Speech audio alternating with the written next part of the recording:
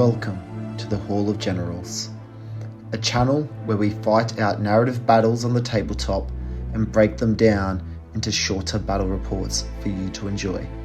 The following is an introductory video for our upcoming campaign for Warhammer the Old World, and will lay out the lore for the upcoming series. And with that, let us begin.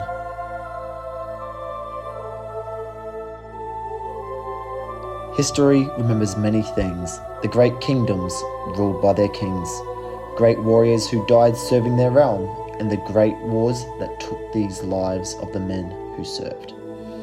But lost to history is our story.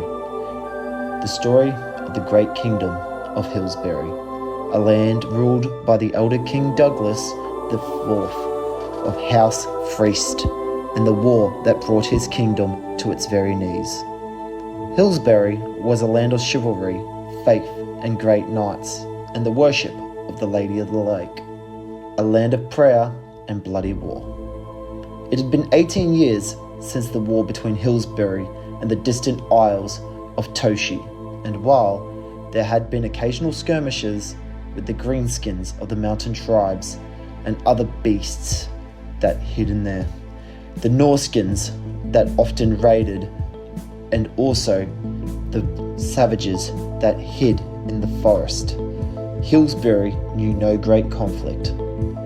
The king had 3 sons, 2 legitimate and 1 bastard, as a result of the peace accords between the Toshi clans. While the king had great hope for his sons, little did he know that these 3 heirs would cause great devastation in the lands and the people he ruled. The conflict would go on to be remembered as the War of the 3 Heirs.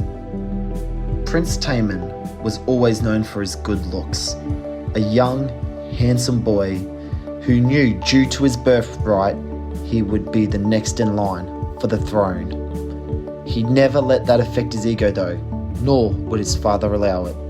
He pursued the knowledge of the world, learning how to be a great general, along with studying under the king's most trusted advisor, Matragus. Little did the king know that during the prince's tutoring, he had begun being corrupted by the sorcerer, who showed him the ways of the 4 gods of ruin.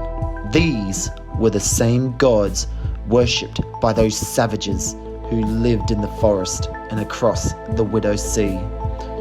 The corruption led to the young prince's excommunication from the church once it was discovered the prince had been seen in the forest in ceremonies dedicated to these heretical gods.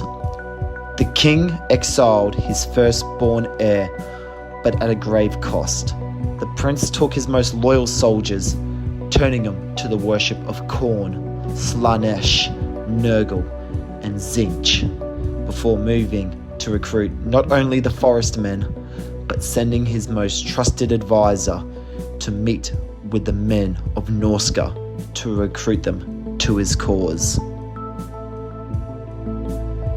The Bloodied. No name better fit the king's second-born heir, Baemont the Bloodied. Coming from the knowledge that ruling was never going to be his birthright, Baemont set his sight to glory through combat.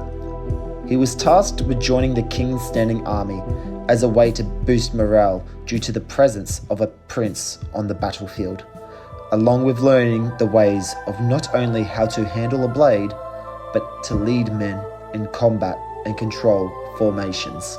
He took to the ways of combat naturally, and by the time he was 23, he had taken the position of the Lord of War, second in command to the king himself in all matters of combat.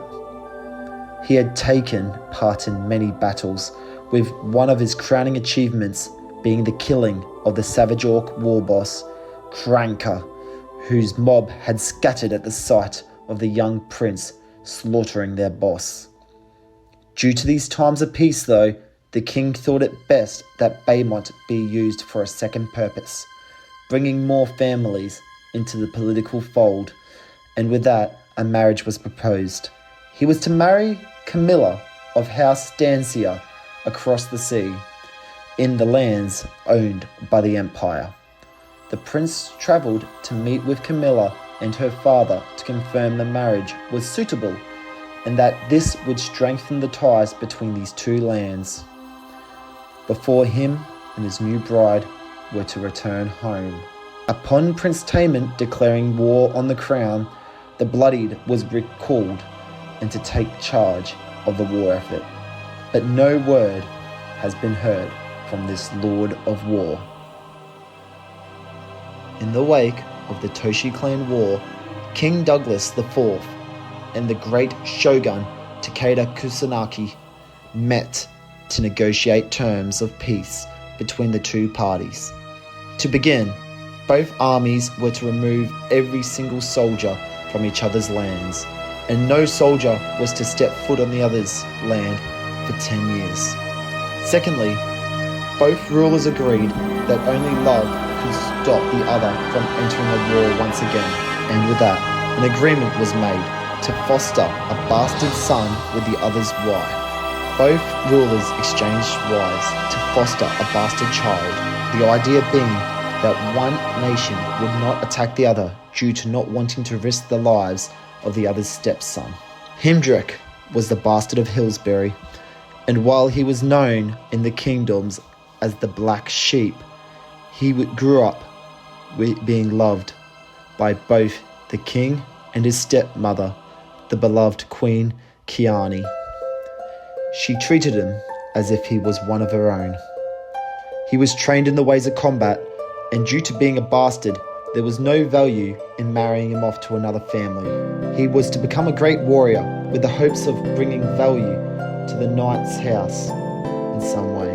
He found solace in the church, calling it a place where even a bastard was family, in the house of the lady, and was often found reading scripture.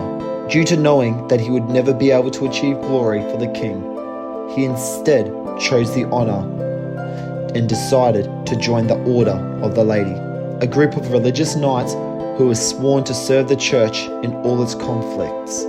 But a week before he was to be sworn into the order, he was given command by the king to take command of the king's standing army and fight against the war with his brother. With his agreement to abstain from joining this holy order, Himdrek was betrothed to the Lady Scarlet of House Burgess, one of the richest families in the land.